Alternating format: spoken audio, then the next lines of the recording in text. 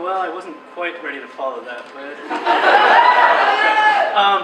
I'm mainly known for I started an art podcast interviewing local artists and talking about their art and the problems that can come with working in Fresno, the problems and advantages that might come with working in Fresno. And I've been working on a photo series of my own about that kind of thing. Sort of related to the podcast, but not really. It's more, let's see,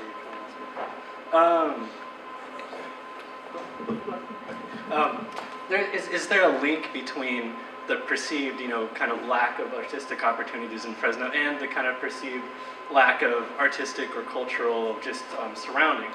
Like these are just many random walls and things you may have seen walking around town.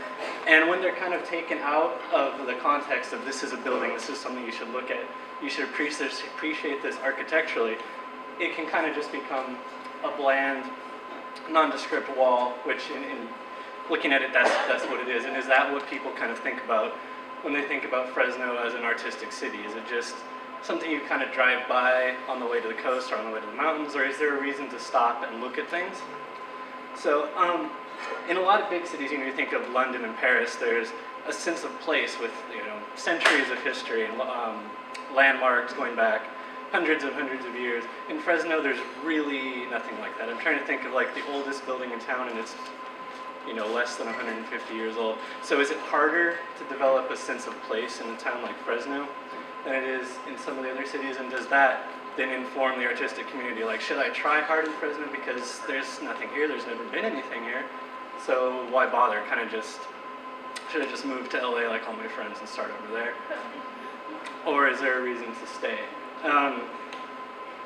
Or does the lack of history and things like that kind of open it up in Fresno? A lot of the artists I've talked to that I've interviewed have said that they kind of see an advantage in Fresno, that there isn't that kind of artistic history. They can kind of do their own thing and break off. They don't have to follow a specific mold that they might have to if there's an LA sound, an LA scene, San Francisco, that kind of thing. They can a little more free to just break off and do their own thing.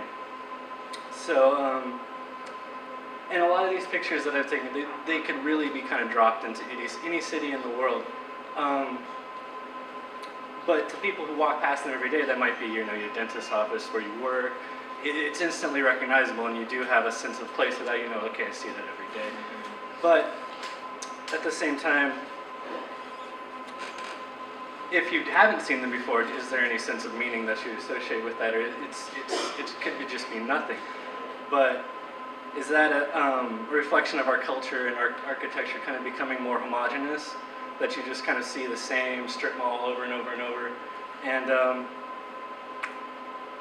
if a building looks like it could come from anywhere, and I kind of hate to be trite, does that mean that it looks like it comes from nowhere at the same time?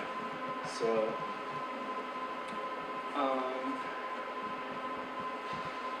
and instead of traditional photographic views of a city like you'd see in a postcard, say of Las Vegas, where you think, okay, it's a party city, I can do this with my friends, go here and there and do that. You see like the kind of non-traditional view of the city, and there's no emotional content there necessarily.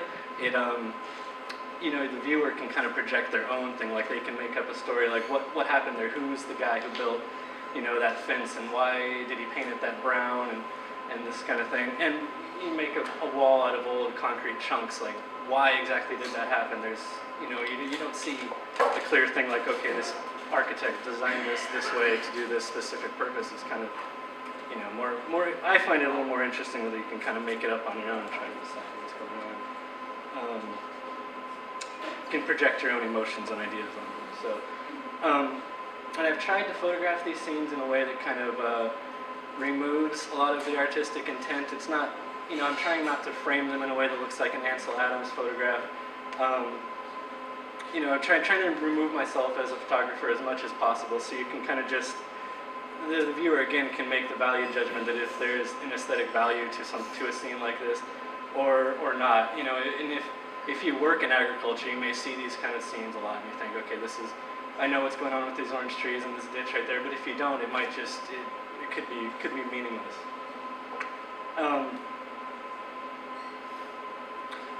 Also, when you look at the agricultural scenes, when you think of Fresno, you have to bring in agriculture and the rural area into the picture.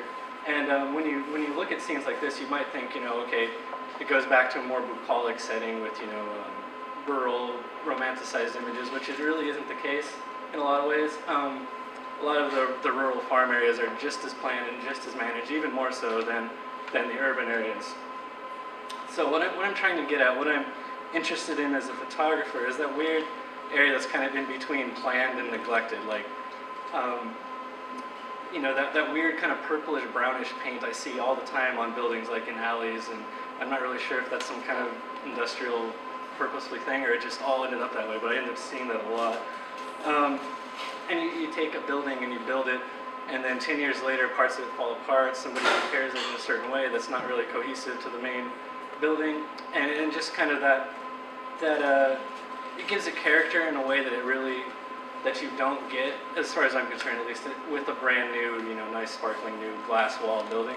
So in a place like Fresno that doesn't have, the architectural or historical settings as other cities might, you can kind of make up your own and find a more unique way within the, kind of junky, half rebuilt, half not. I don't really know what the word would be, but halfway planned, halfway not planned kind of thing.